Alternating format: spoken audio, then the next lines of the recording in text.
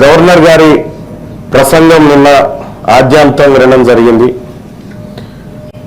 ప్రభుత్వం కూడా చాలా చాకచక్యంగా చాలా తెలివిగా దాంట్లో విశేషణాలు పర్యాపదాలు లాంటి వాడి కొంత ఆ పారాగ్రాఫ్లు పూర్తించినట్టు కనిపించింది.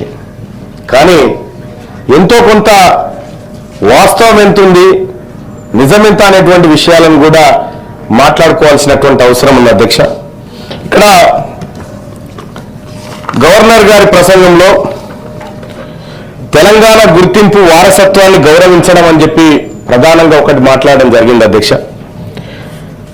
తెలంగాణ అనేది ఒక భౌగోళిక ప్రాంతం మాత్రమే కాదు అని చెప్తూనే ఆరో పేరాలో తెలంగాణకు చెందిన గొప్ప వ్యక్తులను గుర్తిస్తూ ప్రభుత్వం సాహిత్య సాంస్కృతిక ఉద్దండులైన గద్దరు, ఆ తర్వాత గూడంజయ ఇటువంటి వాళ్ళందరినీ గౌరవించుకుంటామనేటువంటి మాట చెప్పింది అధ్యక్ష.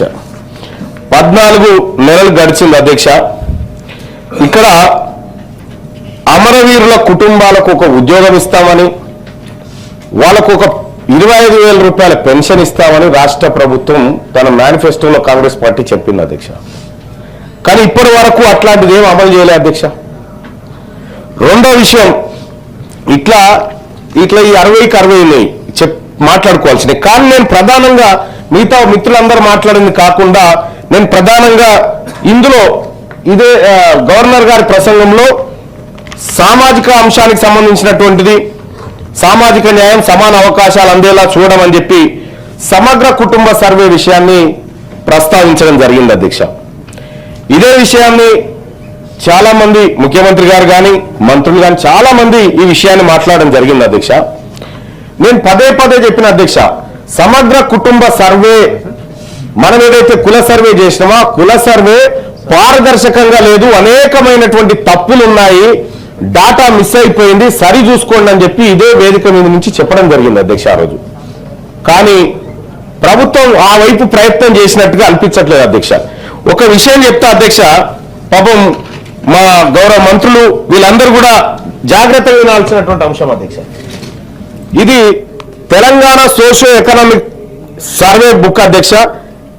ఇది ఇచ్చిందే రాష్ట్ర ప్రభుత్వం ఇచ్చింది అధ్యక్ష మొన్న. దీనిపైన గౌరవ ముఖ్యమంత్రి గారి ఫోటో, గౌరవ ఉప ముఖ్యమంత్రి గారి ఫోటో ఉంది. తెలంగాణ సోషియో ఎకనామిక్ అవుట్లుక్ 2024 అని ఇచ్చింది అధ్యక్ష.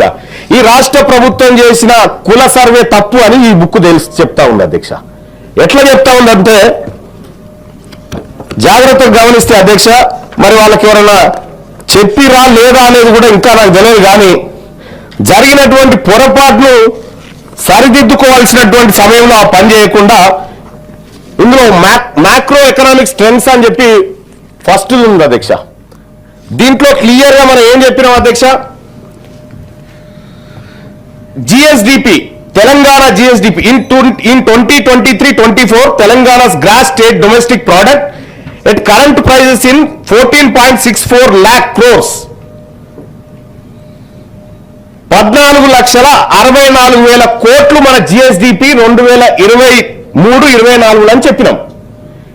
చెప్పి దాని కింద పేరాలోనే చెప్పినాం, in 2023-24 the per capital income at current prices in Telangana 3,47,000 రూపాయలు పర్ క్యాపిటల్ అని ఇందులో చెప్పినాం. అంటే మన దగ్గర ఉన్నటువంటి 14,67,000 కోట్ల రూపాయలను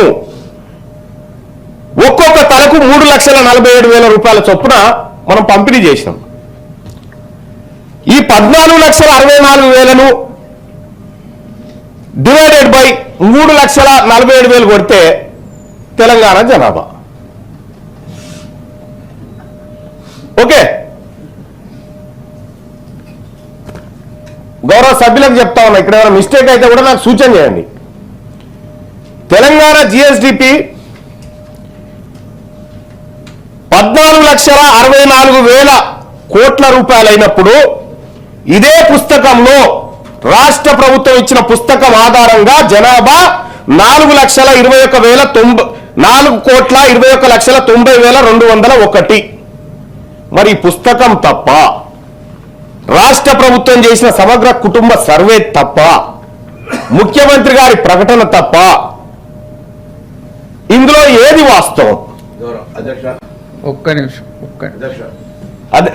అన్న ఇది మాట్లాడిన తర్వాత చెప్పండి. ఒక విషయం దానికి క్లారిఫై తప్ప అని అడుగుతున్నప్పుడు చెప్పడానికి నాకు సంబంధిత శాఖ మంత్రి కూడా కాబట్టి ఒక్క నిమిషం. గౌరవ సభ్యులు కూడా అనేక సందర్భాల లోపల ఈ కుల సర్వే సమావేశాల్లో భాగస్వామ్యమైనారు.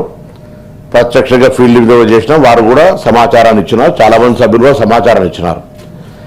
నేను సభ ద్వారా సభ మర్యాదను దృష్టిలో ఉంచుకొని నేను వాస్తవాన్ని చెప్పే ప్రయత్నం చేస్తాను. ఇక్కడ కూడా మిమ్మల్ని చెప్తాను. ఒకవేళ వారు చెప్తున్నటువంటి ప్రకారంగా అది బుక్కుల లెక్క ఉండొచ్చు. బుక్కు లెక్కకు సంబంధించి నేను డెఫినెట్లీ మీరు మీ ఆరోపణ చేసే అవకాశం ఉంది. దానికి సంబంధించి కాదు.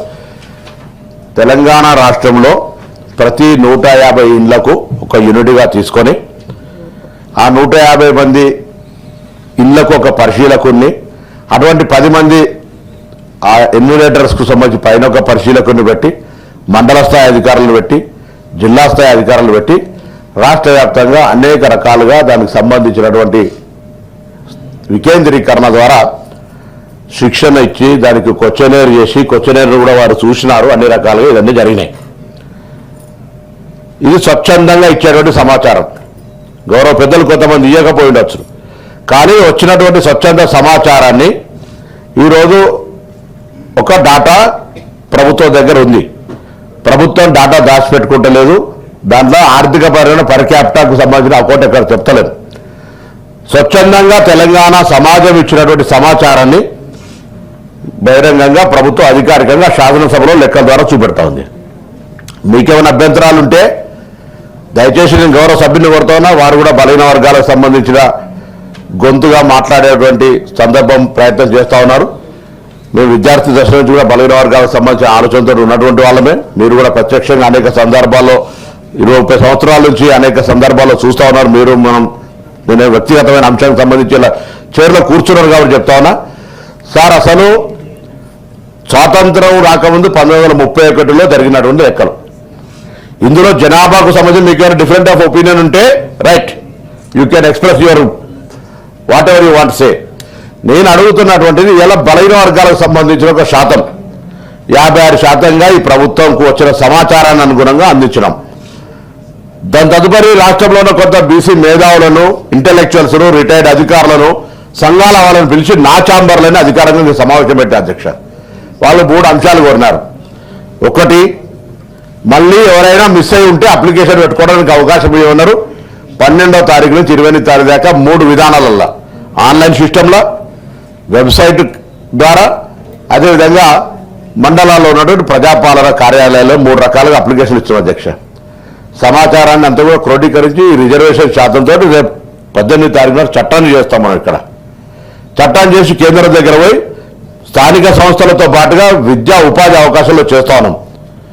మనం వాటిని అమలు చేసుకునే దిశలో దీనికి సంబంధించి మీరు ఒక బలహీన వర్గాల బిడ్డగా శాతానికి సంబంధించిన డిఫరెన్స్ ఒపీనియన్ మీద పేరు పెట్టి ఒక బేసిక్గా 1931 తర్వాత కుల సంబంధించిన సమాచారం రాలే. ఇవాళ రాహుల్ గాంధీ గారు దేశవ్యాప్తంగా కులగణన జరగాలంటా ఉన్నారు. ఇవాళ రాజకీయంగా అధికారంలో ఉన్న కేంద్ర పార్టీ అది చేస్తలేదు. ఇవాళ తెలంగాణ ప్రభుత్వం అది చేసింది. ఆ లెక్క రేపు మొత్తం దేశానికి రోల్ మోడల్ అయి చట్టమై పార్లమెంట్కి అయిన తర్వాత పార్లమెంట్లో అందరం కలిసి దాన్ని అమలు చేసుకున్నట్టయితే మళ్ళీ రేపు వచ్చిన వాళ్ళు ఇంకెవరన్నా కావచ్చు, ఇంకా పారదర్శకంగా, ఇంకా దీనికంటే పారదర్శకంగా చేస్తారు కావచ్చు, 60% పెడితే ఇవ్వచ్చు, జనాభా 5 కోట్ల అయితే ఇవ్వచ్చు.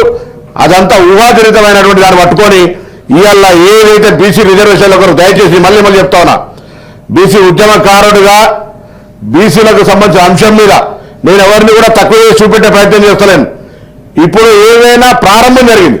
అసలు ఒక ఇల్లు కట్టుకునే సందర్భంలో పునాది జరుగుతూ ఉంటుంటే పునాదికి సంబంధించిన ఒక బేస్ వేసుకునే సందర్భంలోనే దాని గురించి మనం మాట్లాడితే అసలు ఏమి లేనే లేదు. అక్కడ బేస్ బాగుండాలని ఆ బేస్కి సంబంధించిన ఒక సంఖ్య మనం 56% ఉన్నప్పుడు 42% చేస్తూ ఉన్నాం. 42% సంబంధించినటువంటి రాజ్యాంగ సవరణ జరగాల్సిన అవసరం ఉంది. ఏ ఈబీసీ కొరకు 10% ఉంటే 50% ఓవర్కమ్ చేసి రాజ్యాంగ సవరణ చేసారు. దాని వల్ల మనం రోల్ మోడల్ తీసుకొని ఎందుకు చేయాలని అడగడానికి ప్రయత్నం చేస్తూ ఉన్నాం. అవన్నీ వదిలిపెట్టి మనం దయచేసి వేరే మాట్లాడితే, నేను దానికి సంబంధించిన శాఖ మంత్రిని, నేను అనేక సందర్భాల్లో రివ్యూ చేసిన, ప్రత్యక్షంగా 9 వారి జరిగిన వరంగల్ ఒక సర్వే జరిగే దగ్గర పాల్గొన్నాం. అందరం కూడా సమాచారం ఇచ్చినాం. సమాచారంలో ఏదైనా పొరపాటు ఉంటే గౌరవ సభ్యుడిగా వారు చెప్పేటువంటి హక్కు వారికి ఉంది.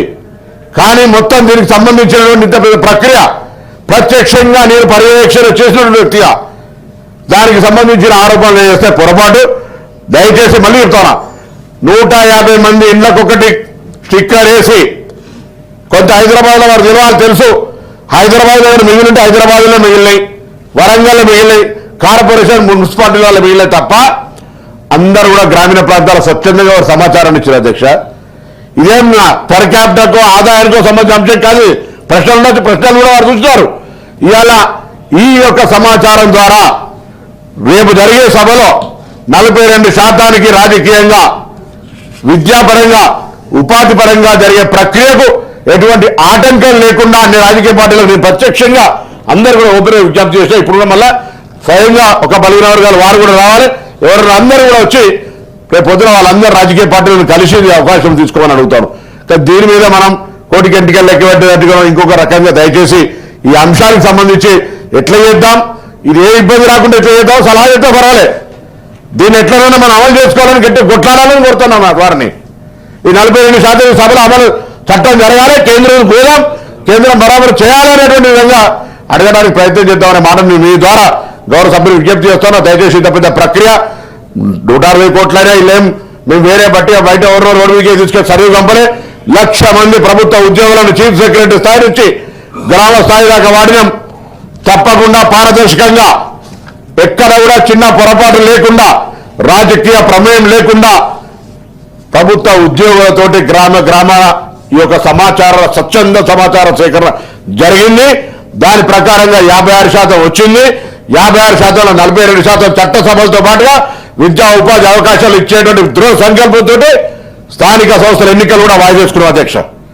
ఈ అమలు జరగాల్సిందే అనేటువంటి ఆలోచనతో పోతున్నటువంటి అంశానికి సహచర బలహీన వర్గాల నాయకుడిగా మద్దతునివ్వాల్సిందిగా మీ ద్వారా కోరుతా ఉన్నాను.